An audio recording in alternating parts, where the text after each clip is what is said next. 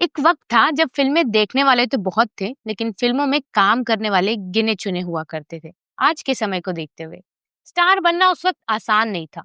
वो दौर वो था जब सेट तक पहुंचना ही एक जीत माना जाता था। आज की तरह मोबाइल कैमरा उठाकर फिल्म बना लेना का जमाना तो था नहीं। ऐसे ही समय में तेलुगु फिल्मों में एक छोटी सी बच्ची ने कदम रखा, मजबूरी में लेकिन हिम्मत के साथ।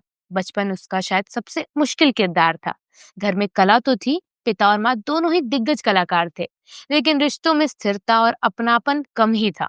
यही अधूरी पारिवारिक तस्वीर ने उस बच्ची को समय से पहले बड़ा कर दिया। माँ को फिल्मों में कम काम मिलने के बाद इन्हें बतौर चाइल्ड आर्टिस्ट ही फिल्मी दुनिया में कूदना पड़ा। जब वो हिंदी फिल्मों की दुनिया में पहुंची तो लोगों ने उसके टैलेंट से ज्यादा उसकी शक्ल सूरत को जज किया। उनके सांवले रंग पर कमेंट पास किए, उनके मेकअप और ड्रेसिंग्स पर भी खूब बातें हुई। ये सब उसके सामने ही होता था, जैसे उसे बताया जा रहा हो कि ये दुनिया तुम्हारे लिए नहीं बनी। कुछ मैगजीन तो इतना तक लिख देती थी कि वो गंभीर नहीं है, इसीलिए इंडस्ट्री उसे गंभीरता से नहीं लेती। इस तरह की बातों ने उनका आत्मविश्वास तोड़ना शुरू कर दिया था। कई बार उन्हें खुद लगा कि शायद हिंदी सिनेमा उनके लिए नहीं है। लेकिन हर ताना, हर रिजेक्शन, हर तुलना धीरे धीरे अंदर एक आग बन गई। और फिर वही सांवला रंग जिसे लोग उसकी कमजोरी कहते थे, उसकी सबसे बड़ी खूबसूरती बन गया। दरअसल ये एक ऐसी अदाकारा की कहानी है जिसने गिरकर भी उठने का हुनर कभी नहीं छोड़ा। और वो अदाकारा कोई और नहीं बल्कि भारतीय सिनेमा की अमर आइकन रेखा है। जी हाँ, यही रेखा, जिनकी प्रोफेशनल लाइफ और पर्सनल लाइफ दोनों ही हमेशा चर्चा का केंद्र रही।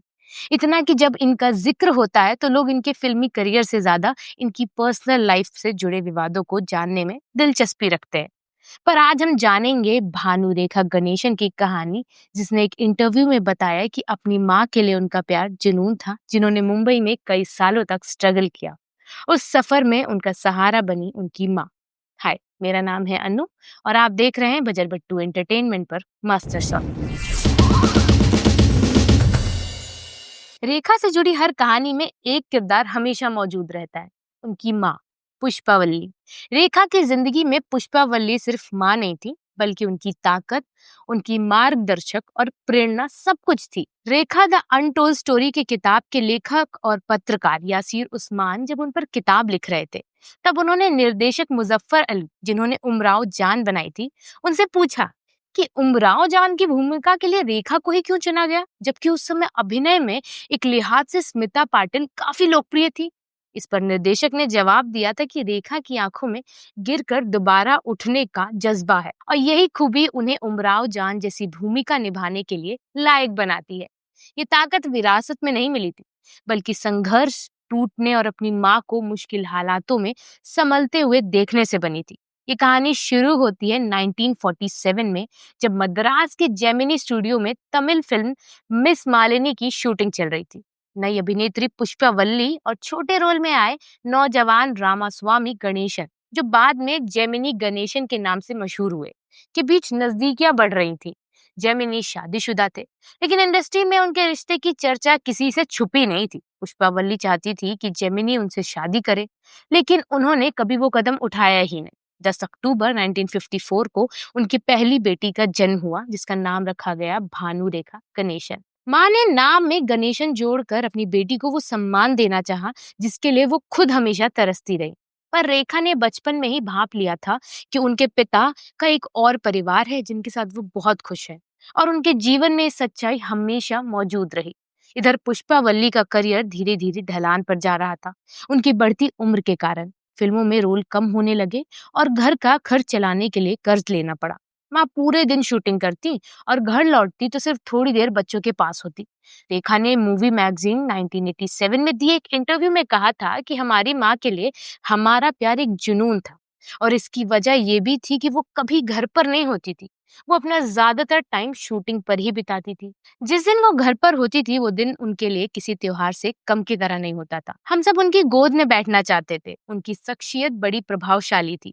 मैं उनसे नाराज भी होती थी कि वो हम पर इतनी हावी क्यों है, और इसलिए भी कि हमारी जरूरत के वक्त वो हमारे पास क्यों नहीं होती। लेकिन मैं हमेशा उनसे बहुत ज्यादा प्रभावित रही।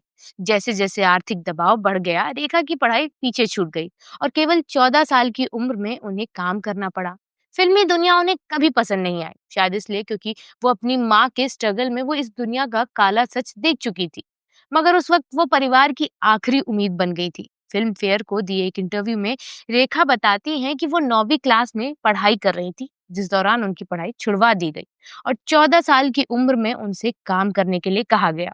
उन्हें तब तक ये नहीं पता था कि उनकी माँ पर कितना कर्ज है, तो उन्हें फिल्मों में काम करने के बाद सही नहीं लगती थी। किस्मत ने भी शायद उन्हें मुंबई बुलाने की ठान ली थी और यही हुआ। वो अपनी माँ के साथ बम्बई पहुंची। वहां फिल्म बनाने वाले एक निर्माता ने एक्ट्रेस को कास्ट करने में दिलचस्पी दिखाई। सोचिए, आज के समय में जब लोग शहर बदलने के बारे में 2 बार सोचते हैं, उस जमाने में पुष्पावल्ली अपनी 13 से 14 साल की बेटी को लेकर बम्बई आ गई थी। पर रेखा का मन कभी भी बम्बई में नहीं लगा। ये शहर उनके लिए अनजान था, जिसे ना वो समझती थी, ना वो शहर रेखा को समझता था। भाषा भी एक बड़ी समस्या थी। कई बार उन्हें अपनी माँ पर गुस्सा भी आ जाता था।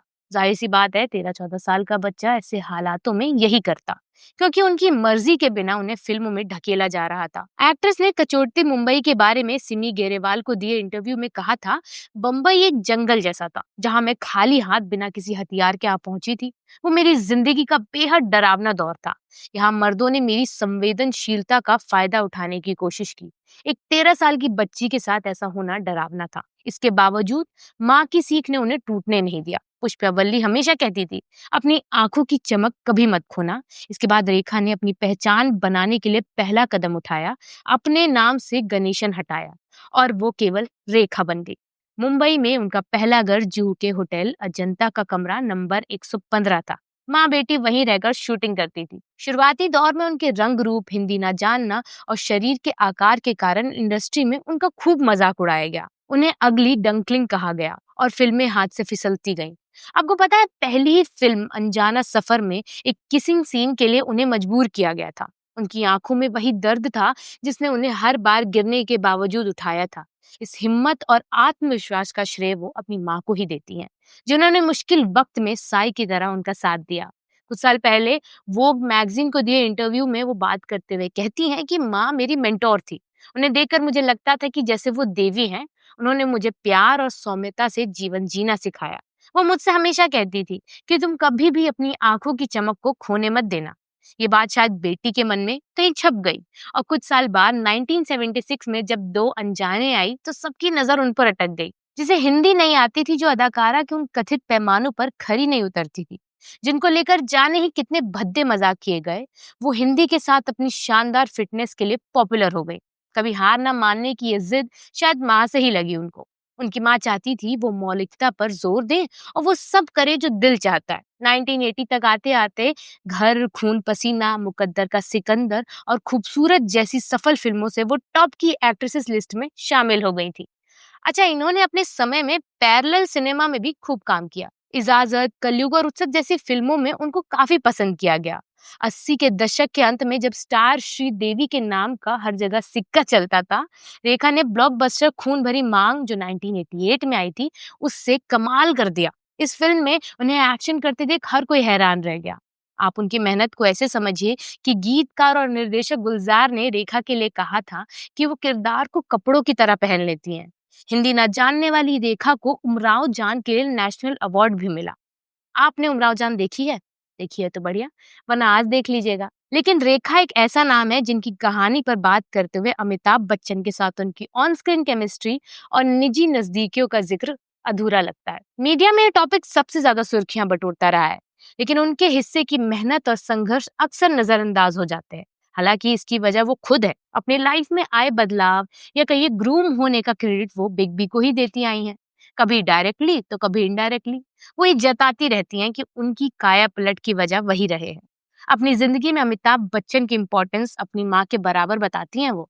रेखा के चैप्टर में अमिताभ बच्चन के जिक्र से कई बार उनकी जिम्मेदारियां नजरअंदाज हो जाती हैं।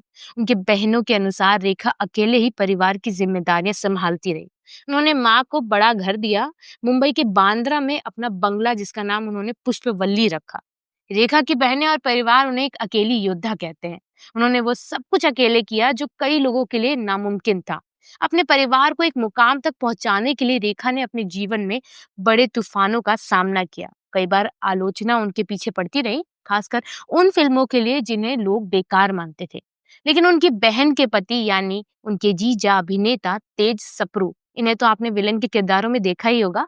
ये बताते हैं कि रेखा ने 70 के दशक में अच्छी बुरी हर तरह की फिल्में इसलिए की क्योंकि उन पर परिवार चलाने की जिम्मेदारी थी। जितनी ज्यादा फिल्में वो करती थी, उन्हें उतने ही पैसे मिलते थे। उस वक्त तो हीरो और हीरोइन की फीस में खासा अंतर भी था।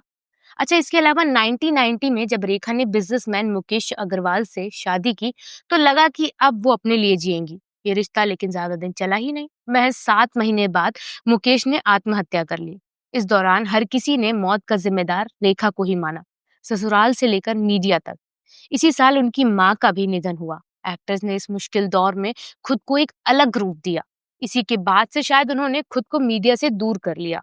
उनका बंगला पुष्पवल्ली आज भी उनके लिए मंदिर की तरह है, जहां माँ की यादें और उनकी मेहनत हमेशा जिंदा है। उनकी जिंदगी इस बात का सबूत है कि संघर्ष, आत्मविश्वास और माँ की सीख ने उन्हें न केवल बॉलीवुड की डीवा बनाया, बल्कि एक ऐसी महिला भी जो अपने परिवार और करियर में अपनी पहचान बनाने में सफल रही। मुजफ्फर अली ने जो देखा था, आंखों में गिरकर उठने की ताकत, वही आज भी रेखा में जिंदा है। रेखा की कहानी बताती है कि जब माँ अपने बच्चों को हिम्मत देना चाहती है, तो दुनिया की कोई ताकत उसे रोक नहीं सकती। वो सिर्फ एक अभिनेत्री नहीं, बल्कि स्ट्रगल और मदरहुड का परफेक्ट एग्जाम्पल है। उनकी कहानी ये भी दिखाती है कि रिस्पेक्ट बैठे बिठाए नहीं मिलती, उसको कमाना पड़ता है। और जब गिरो तो इतनी ताकत से उठो कि दुनिया दंग रह जाए। कमेंट सेक्शन में मुझे बताइए कि रेखा की ये कहानी जानकर आपको कैसा लगा और उनकी कौन सी फिल्म आपकी फेवरेट है। मेरी वैसे खून भरी मांग है। चलिए, मैं आपसे मिलूंगी मास्टर शॉट के अगले एपिसोड में। तब तक के लिए देखते रहिए बजर बट्टू एंटरटेनमेंट।